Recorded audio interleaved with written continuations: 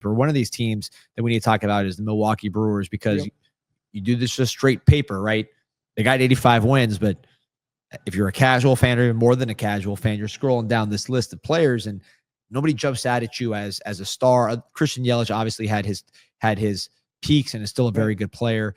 Jackson Chourio, but not MVP level like he was. Not MVP level like he was. So you say, all right, well, when I look at the various ingredients, doesn't on paper stack up to the best team in baseball. And as you pointed out in your rundown, it's not a one-sided operation. You're talking about top 6 offense, top 8 pitching staff, top 6 bullpen, and it's all coming together. How are they getting this done? How they build this thing to dominate in a league where there's a lot of superstar heavy teams?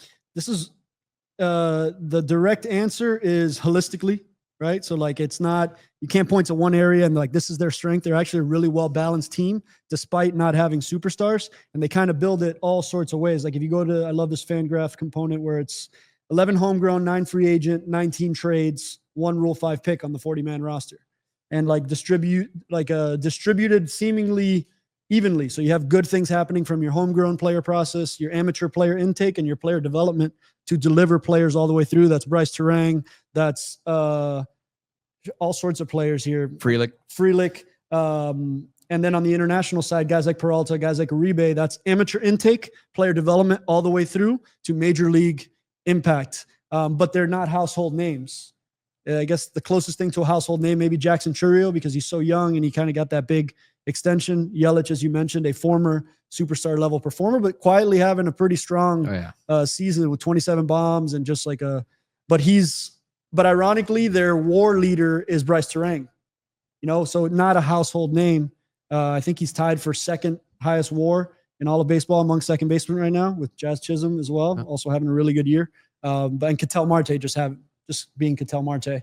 I don't like the slander of Ketel Marte lately, actually. I think to propel yourself to the top of your position, any position in baseball, means you're the best in the world at a position. Like, let's stop acting like that's not a rare thing, right? And so I don't want to deviate, but I want to give Ketel Marte his credit because he's one of my favorite players. But back to the Brewers, they're composed holistically, right? Like they have really very few, if any, holes. And I go to this Fangraphs, Junior, maybe this is one where we can zoom into the screen, because Fangraphs does a really good job. This is their depth chart page, but they do a really good job, first of all, aesthetically showing you how the player age, batting split, service time, options remaining. But there's a power rank thing here. We've talked about it before, where it shows you in 2 quick vertical bars overall ranking, which is where they rank overall in the game, position players and pitchers.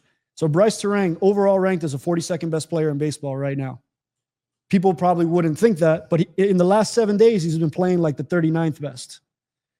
Jackson Chourio playing like the 54th best overall player. Last 7 days playing like the 69th best player. Christian Yelich, 33 and 98. William Contreras is playing like a top 20 player in baseball right now. So is Isaac Collins, which is a trade candidate.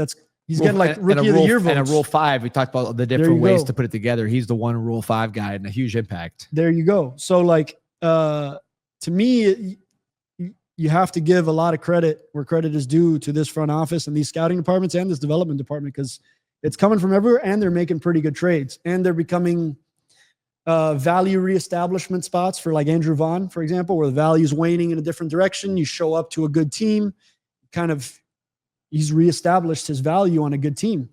I didn't realize how far ahead of the league, like being the first to 85 wins. I think the next closest team is 80, 81. And there's some good teams in that group, including the Cubs in their division, having a very good year.